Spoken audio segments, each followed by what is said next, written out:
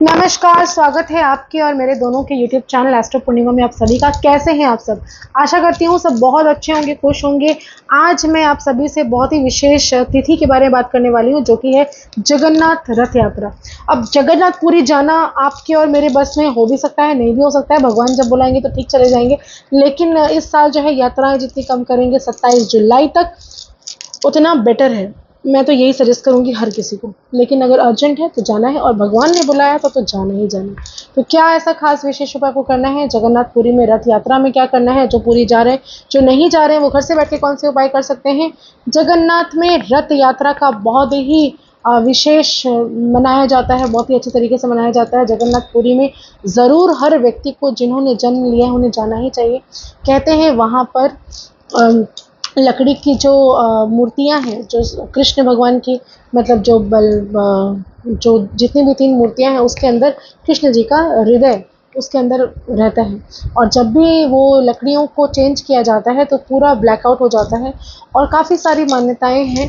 तो जगन्नाथपुरी रथ यात्रा में हम सभी को भगवान के दर्शन तो ज़रूर करने चाहिए। ऐसे बहुत सारी कथाएं जुड़ी हैं कि कृष्ण जी का स्वरूप ऐसा क्यों है, जगन्नाथपुरी में जगन्नाथ इस तरह से क्यों दिखते हैं, उनके हाथ छोटे छोटे क्यों हैं। बहुत सारी कथाएं इससे जुड़ी हुई है। लेकिन आप सभी को बता दूं, जगन्नाथ यात्रा में, रथ यात्रा में अगर आप जा पा रहे हैं तो तीनों के दर्शन ज़रूर करिए। प्रभु बलभद्र, सुभद्रा और जगन्नाथ जी के दर्शन ज़रूर करना चाहिए, और इससे आपको विशेष लाभ मिलता है। और साथ में अगर आप मेरी अगर तस्वीर अगर ये देख पा रहे हो, तो आप सभी को बताऊं, जो इस तरह की तस्वीर आप देख रहे हैं, इस तरह का फ़ोटो आप अपने घर पर लगाइए, जहाँ पर तीनों की छवि जो है, कृष्ण जी, उनके बड़े भाई और सुभद्रा जी मतलब उनकी बहन, ये तीनों ही इस छवि में रहते हैं। तो इनको आप ज़रूर देखिए, इनसे पूजा अर्चना करिए, इनकी खूब उनकी सेवा करिए। घर पर तस्वीर लाकर धूप दीप इत्यादि जितने भी सीज़न के फ्रूट्स हैं वो सारे देकर उनकी पूजा अर्चना करना चाहिए। कहा जाता है कि रथ पूजा में, हमारे बंगाल में ये बहुत ज़्यादा प्रचलन है कि आप अपने घर पर ही रथ, जो लकड़ियों की बनी हुई होती है, नीम की लकड़ी की मिल जाए तो बहुत ही ज़्यादा अच्छा होता है, लेकिन नॉर्मली जो लकड़ियों की बनी हुई रथ मिलती है उसको भी अपने घर पर आप ला सकते हैं। 27 जून को है पहला रथ, और उसके पहले गुडीचा मंदिर में जगन्नाथ भगवान को लेकर जाया जाता है। उनकी जब बुखार होती है तो उसके बाद वहाँ से वो मासी के घर में जाते हैं और फिर वहाँ से रथ यात्रा शुरू होती है। तो ये जो प्रोसेस होता है, आप अपने घर पर रथ लेकर आइए। रथ नहीं ला सकते, नहीं पॉसिबल है, तो जिस तरह का स्वरूप मैंने दिखाया, उस तरह की छवि, उस तरह की प्रतिमा अगर आपके घर पर है तो उनकी पूजा अर्चना करिए। आपको 5 प्रकार के मिष्ठान उनको चढ़ाने चाहिए। उनको जितने भी सीज़न के फ्रूट्स हैं वो सारी चीज़ चढ़ानी चाहिए। पीले रंग के वस्त्र उनको अर्पण करना चाहिए। कहा जाता है रथ पूजा में शंख नाद जितना ज़्यादा कर पाएँ अपने घर पर बैठकर, उतना ज़्यादा अच्छा आपको फल मिलता है। विष्णु सहस्त्र नाम का पाठ ज़रूर करिए, ललिता सहस्त्र नाम का पाठ ज़रूर करिए, जगन्नाथपुरी की कथाएँ बैठकर ज़रूर सुनिए, और अगर आप जगन्नाथ जाते हैं तो महाप्रसाद ज़रूर खाइए। कहा जाता है पुरी में जगन्नाथ भगवान खुश कैसे होते हैं? खुश होते हैं जब उनको वहाँ पर जो भोग होते हैं, लोग कहते हैं कि यहाँ तक जगन्नाथ भगवान का प्रसाद खाइए, जितना ज़्यादा खा सकते हैं खाइए। वो बहुत प्रसन्न होते हैं। वहाँ पर एकादशी भी नहीं मनाई जाती। वहाँ पर ऐसा प्रचलन है कि आप जैसे एकादशी में हम चावल नहीं खाते, लेकिन महाप्रसाद में चावल हर रोज़ बनता है वहाँ पर। इसकी मान्यता वहाँ पर नहीं है। इसके अलावा हनुमान जी को भी जंजीरों से बांधा हुआ है वहाँ पे, वो प्रेम की जंजीरों से बांधा हुआ है, क्योंकि वो तो समुद्र उनके दर्शन करने रोज़ आते थे, और इसके कारण क्या होता था कि मंदिर की जो सेवाएँ थे वो नहीं हो पाती थी, मंदिर में चीज़ें उथल-पुथल हो जाती थी, समुद्र दर्शन करने आते थे। तो इसीलिए हनुमान जी को वहाँ पर बैठाया गया, जंजीरों से बांधा गया। कृष्ण जी ने कहा कि तुम यहाँ बैठकर पहरा दो, क्योंकि हनुमान जी जब जाते दर्शन करने तब तक समुद्र भी चला जाता था, अब इसीलिए उनको वहाँ बैठाया जाता है। तो हनुमान जी की पूजा भी आज के दिन बहुत ज़ोरों-शोरों से करनी चाहिए। अपने घर पर बैठकर हनुमान चालीसा का पाठ, सुंदरकांड का पाठ, और जितना ज़्यादा संभव हो रोज़ के फ्रेगनेंस की अगरबत्तियाँ जलाइए। घर की चारों दिशाओं को सुगंधित बनाइए। लाइफ में एंजॉय करिए, और अपनी जितने भी आपके घर के आसपास अगर रथ यात्रा के लिए अगर लोग जा रहे हैं तो उनको कुछ पैसे दे दीजिए, ताकि वो जाके वहाँ पे दक्षिणा दे सकें, वहाँ पे डाला चढ़ा सकें, प्रसाद चढ़ा सकें। तो ये आप कर सकते हैं। यहीं से बैठकर जगन्नाथ भगवान को नमस्कार करिए, जगन्नाथ जी की कथाएँ सुनिए। काफ़ी सारी चीज़ें यूट्यूब में दी हुई हैं जगन्नाथ प्रभु के बारे में, चर्चा करिए उस दिन बैठकर। जगत के नाथ है जगन्नाथ, तो इनसे काफ़ी सारी चीज़ें, मतलब मैं आपको क्या बताऊँ कि कलयुग में जगन्नाथ भगवान बहुत ज़्यादा मतलब एक्टिव हैं वो, क्योंकि हृदय उनका वहाँ पर है कृष्ण जी का, और वो कंटिन्यू धड़कता है। तो समझ रहे हैं कि मतलब उनको बुखार आता है, वैद्य उनकी ट्रीटमेंट करते हैं। काफ़ी सारी चीज़ें होती हैं।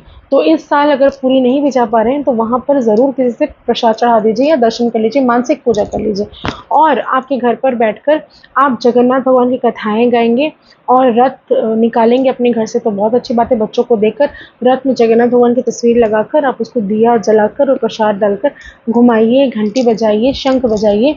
और बच्चे यहाँ पर बहुत ज़्यादा इन चीज़ों को करते हैं और उल्टे रथ के दिन भी फिर उसको वापस लेकर आते हैं। तो 5 जुलाई को पड़ेगा उल्टा रथ।